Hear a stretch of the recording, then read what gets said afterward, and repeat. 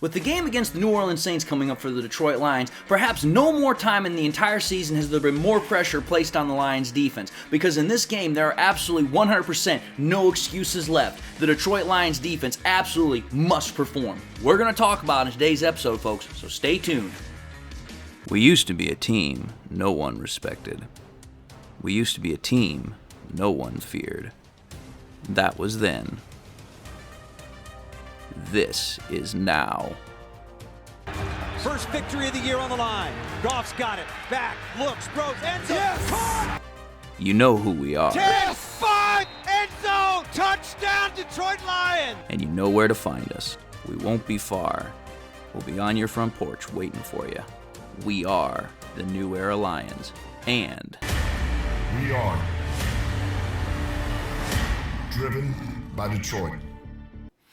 Hello everyone, and welcome back to yet another episode of MCM Motor City Mania. I'm your host, David T. Pike, and we're diving in right now. As always, to those that are coming back to the show, I just want to say thank you all for coming back. Thank you all for your view, your support, your patronage. Thank you all for everything that you do. You guys are absolutely amazing. And to those that are tuning into my show for the very first time, I want to say thank you all for giving my show a shot. Welcome on in. I hope you enjoyed the show, and hopefully I gain your subscription. And I just want to say to everybody, God bless. Hope you all are having a good day. Hope you all enjoy the content, and let's get going. So, let's understand something here, folks. In my previous episode talking about this topic, I talked about the offense. I'll put the link to that episode at the top. But in today's episode, we're going to be talking about the defense. We're going to be talking about how this is a game that the Lions defense has got no freaking excuses.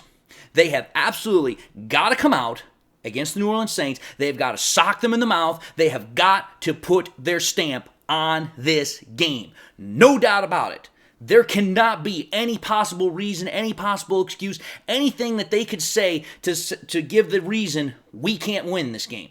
You absolutely have to win this game. The Lions defense has got to come out and they have got to perform, because I'm telling you this right now, if they don't, I don't know how much more Aaron Glenn can get protected by Dan Campbell, and I don't know how much more Dan Campbell can continue to whitewash the situation of how poorly his defense is playing right now.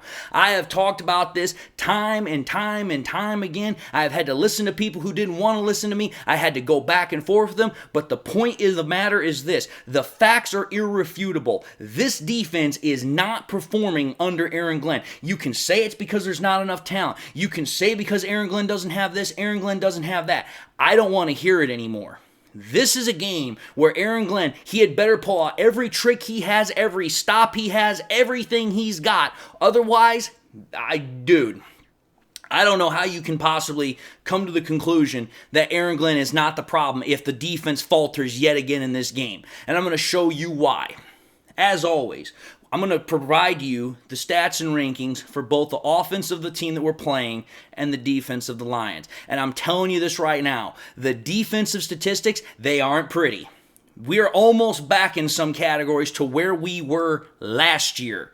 And that's with more draft capital that was invested into this team, more money that's invested into this defense, and we are still having the same flipping problems that we had last year. But again, I apparently don't know what I'm talking about, but let's take a look at the stats.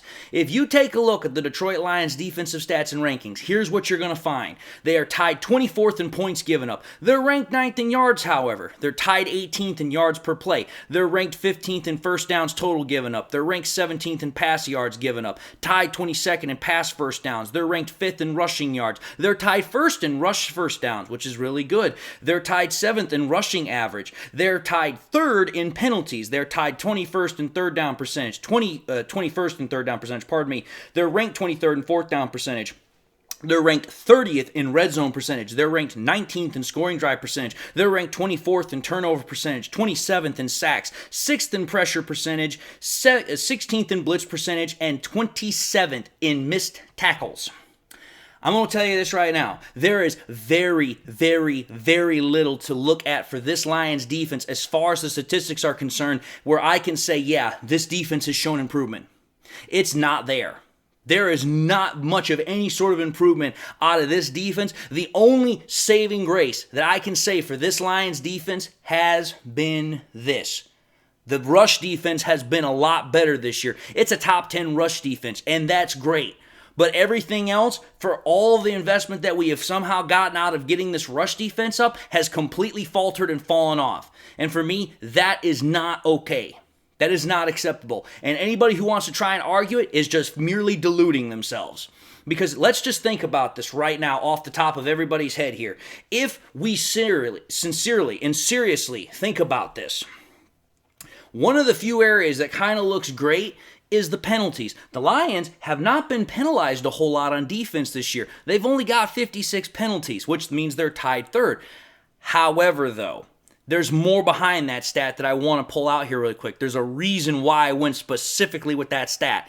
If you think about it, they have only 56 penalties, but they also lead the league in first downs gained by said penalties. 27 first downs gained off of penalties on defense. That right there tells me that almost half of the penalties that they've given up on defense have resulted in first downs. So let's understand something here. Your defense is giving up first downs via penalties. You're not really able to stop teams on third down. You're not really able to stop teams on fourth down. You are definitely not stepping anybody if you get into the red zone. So please tell me, outside of the fact that we're able to really stop teams running the ball, what the hell good has this defense done for us so far this year? And the answer is a big fat old goose egg. Nothing. This defense has had literally 2 games where it looked really, really good. And those games were the Packers game early on in the year when we played them on Thursday Night Football and against the Falcons. And I'm telling you this right now, the Falcons, they are not a good team. The Packers, when we played them at the time, they were not a good team. So using those two games as a measuring stick, so to speak, would be pretty delusional. The rest of the season has shown how much this defense is going to need a massive overhaul or a massive facelift in the offseason because of how freaking bad, how poorly performing this defense has been under Aaron Glenn. There is simply no way around it. There is no way you can try to argue it. The stats show it. How poorly we're getting after the quarterback shows it. How the fact we can't stop teams when we get into the red zone is showing it. The facts are irrefutable. Now, let's think about this though. Despite all that bad stuff that I talked about the defense, this is why I'm saying that this is a game where the Lions defense has absolutely no excuses.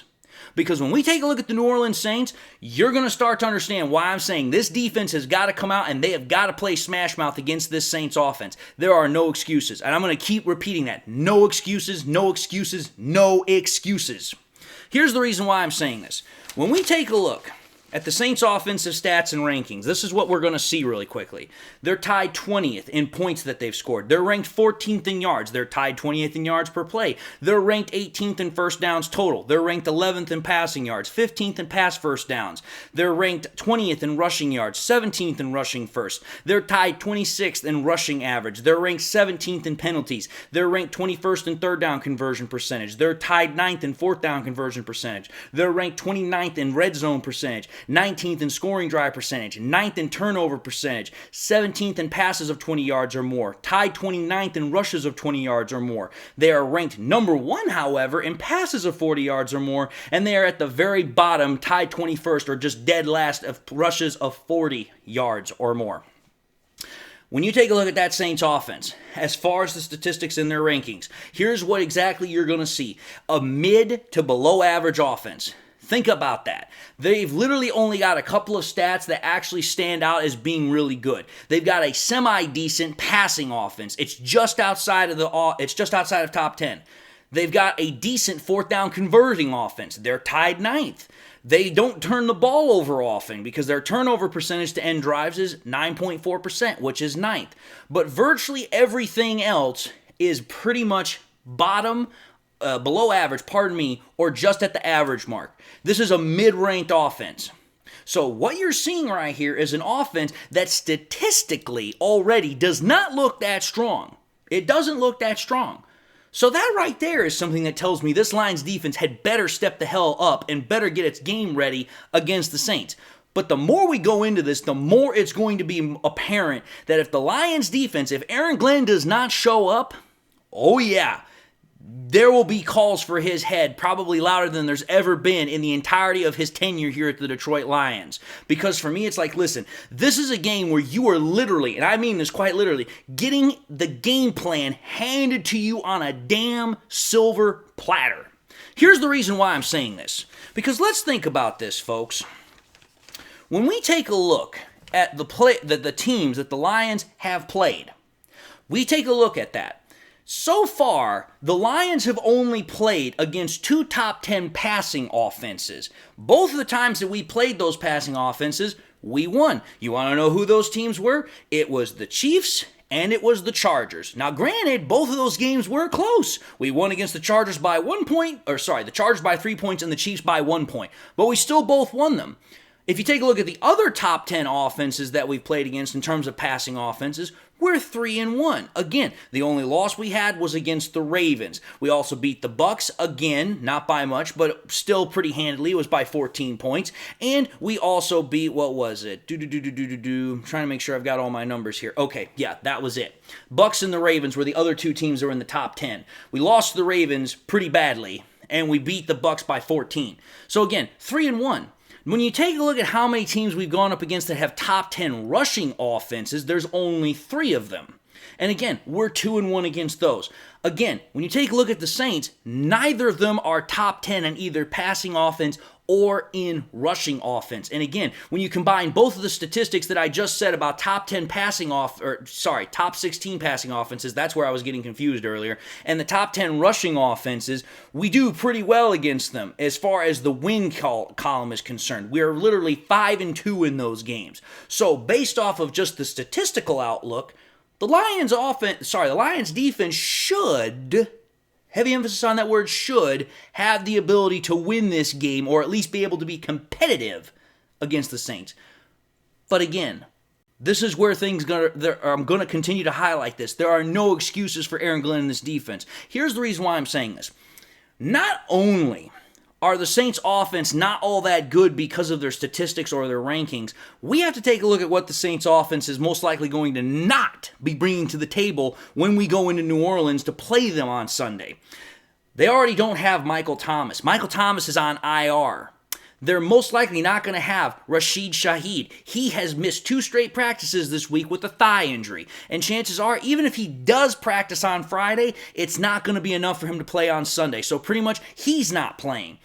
And think about this as well. Chris Olave, he has been a limited participant in practice the last 2 days with a concussion. I talked about this in that previous episode I referred to earlier when I was talking about the offense. Chris Olave with a concussion has to go through a 5-step protocol mandated by the NFL before he can return to action. The fact that he's been a limited participant in practice the last couple of days, that's okay. But again, like I said in that episode, because of the fact that the NFL has got such strict rules in terms of concussions, I don't find it very likely he's going to play on Sunday. Now, why am I talking about this? The reason I'm talking about it is a very simple reason. All of those guys that I just mentioned, Thomas, Olave, Shaheed, they're the top 3 wide receivers for the Saints. If the Saints don't have their top 3 wide receivers, they are missing a huge, and I mean this, a humongous component of their offense's ability to score points and move the ball. Because again, like I just said, the Saints' offense is ranked 11th in passes, and it's ranked 11th in passing offense, and it's ranked 20th in rushing offense. That means this is an offense that goes to the air more often than it does the ground. You take out their top 3 receiving options, now they're screwed. Because now it means they have to rely on depth wide receivers, and they have to rely more heavily on a running game that has not produced all year pretty much. Because I'm going to tell you this right now. I decided to take a look at the Saints games against their opponents that they played this year. Because this is where I started getting really, really curious about this. In terms of the Saints and the defenses that they've played against, in terms of their offense, sorry, my paper is really giving me fits right now. But this is what I found out. When you take a look at the Saints' offense versus the defense that they've played, This is kind of an interesting component that I found out here. The Saints have actually gone up against a lot of really good rushing defenses this year. They have actually gone against 6 of the top 10 current rushing defenses this year, because the Bucs are ranked 9th in rush defense. The Patriots of all teams are ranked 7th in rush defense. The Texans are ranked 8th in rush defense. The Jags are ranked 4th. The Bears are ranked 3rd, and the Vikings are ranked 10th. Those are the 6 teams that they've gone against that are ranked in the top 10 in terms of rushing yards given up. I decided to go back to each one of those games and take a look at the box scores to see how many rushing yards the Saints offense was able to put up in that game. Because again, if Chris Olave, Michael Thomas, and Rashid Shaheed cannot play, which I am thinking very likely that's going to happen, they're going to have to get more out of their rushing game. But again, like I said, the one good thing the Lions defense has going for it this year is it's a really damn good rush defense. It's a top 5 rush defense. At least I think so, or if I recall correctly. Here's the whole point. It's a really good rush defense, right? Here's the thing. In those 6 games that the Saints played against those top 10 rushing defenses, they ran the ball 159 times, getting 559 yards for 3.5 a carry. So think about that for a minute. Their rush offense against those top 10 rushing defense was poor, very poor. A healthy rushing game is supposed to get about 4 yards a pop. But they're having to rush the ball so many times to have a semblance of a running game that their rushing average is suffering for it. Oh, and by the way, just to put this in further perspective, in those games where they went against those top 10 rushing units, they are 2-4. They have 2 wins to 4 losses. So this is what this tells me. If the Saints have to rely on their rushing offense to try and beat us, they're screwed. Especially if they don't have an offensive counterproductive measure in terms of their passing offense. That right there is a very, very key telling piece of information for me. Because again, Chris Olave is a huge weapon for the Saints offense. He is probably the biggest weapon that the Saints have. If he cannot go, and I suspect he won't, the Saints are going to have to start really game planning around other players that they usually don't use. Whether it's Alvin Kamara, whether it's Jamal Williams, whether it's A.T. Perry, a wide receiver that I was very high on in the draft period, or some other player that they've got. The point of the matter is the Saints are really hurting on offense right now, and that right there is welcome news, in my opinion, for Aaron Glenn in this defense, because what is the one area we have gotten screwed more often through the entirety of this year for? It's through the air. We have been absolutely just mangled by freaking quarterbacks because we cannot stop anybody through the air. If you have a quarterback like Derek Carr that doesn't have his top 3 receiving options, this should be a day where quarterback Derek Carr should be on his butt all damn day. Why? Because it's going to mean he's going to hold on to the ball longer, which means he's going to have a harder time finding wide receivers, which means, in theory, the sacks should be coming. Now, I am going to say this right now. The one thing I want to see other than this defense do a very good job against the Saints, I want to see sacks. This is a game where you should be able to tee off against Derek Carr, and you should be able to bring pressure, you blitz him, you get him uncomfortable, you bring him to the ground, you sack him.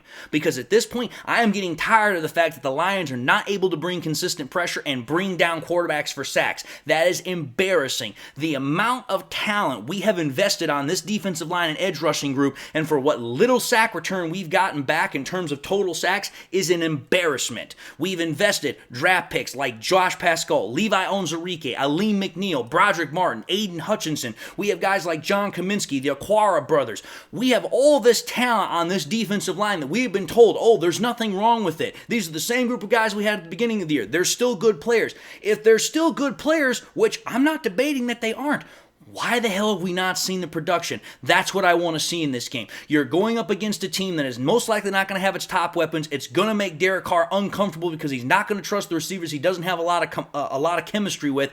Go after him. Blitz him, make him uncomfortable, bring him to the flipping ground. That's why I'm saying what I'm saying with this episode. There is absolutely 100 and whatever percentage you want to give, 1,000,000%, I don't care.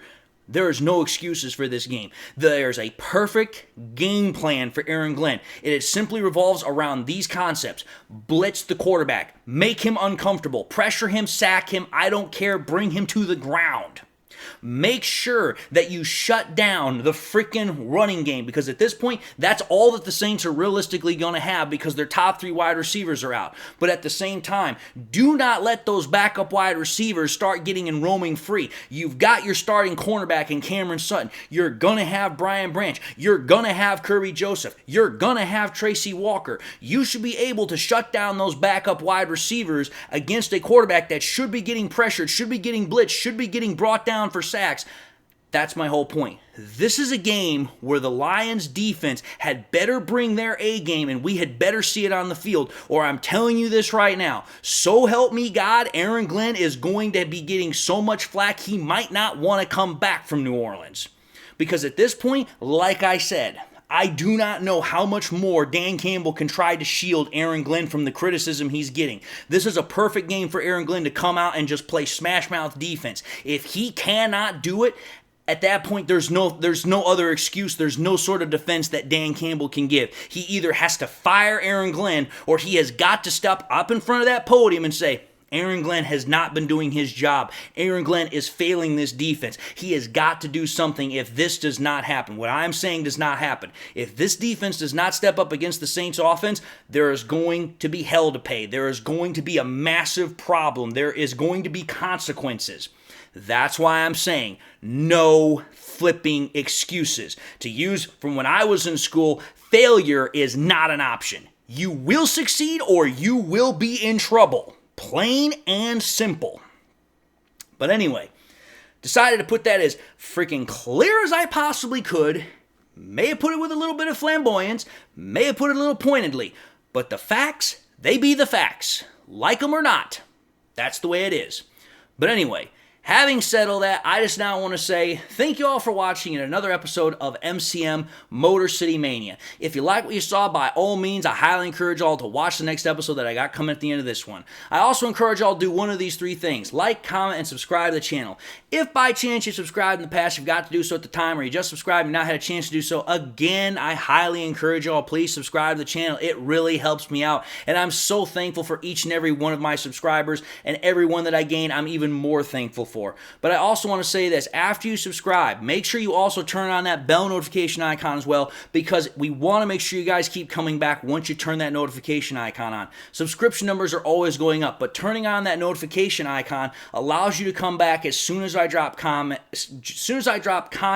so that way we can have more discussions about the Lions and football in general. I also encourage y'all to help in that endeavor by also sharing this content to your Lions friends and family members. Share here on YouTube, share it on Twitter, share it on Facebook, share it anywhere and everywhere you can with everybody and anybody that you can. Please, it helps me out and I'm ever so thankful. And with that having been said, I just want to again say thank you all for watching the content. Thank you all for your view. Thank you all for everything that you do. It's absolutely amazing. If by chance I hadn't gained your subscription and I just did now, welcome to the family. I'm so thankful to have you. But if I still have not gained your subscription, hopefully you'll come on back and I'll get another shot to do so. But with that having been said, I want to say God bless to everybody once more. Hopefully you enjoyed the show. And until the next time we meet, I'll see you all in the next episode.